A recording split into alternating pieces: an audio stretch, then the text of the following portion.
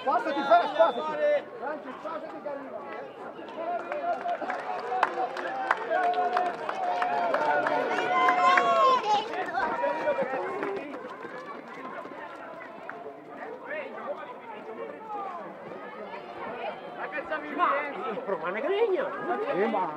Più radicata la tradizione della corsa in montagna. Intanto qui c'è il primo arrivo della non competitiva per questo ragazzino che ha messo in filatura dalle 9:15, quindi ancora una decina di minuti di pazienza per vedere al via gli esordienti delle categorie B e C, quelli compresi negli anni 2006, 2007, 2008 e 2009.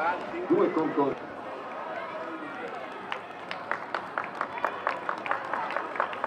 Ed ecco anche la prima concorrente, eccola qua questa ragazzina. Bene, applausi per tutti. Dicevo, oltre 500 concorrenti iscritti a questo appuntamento, l'Atletica Alta Valtellina che ha ricavato un gran lavoro da parte di tutti.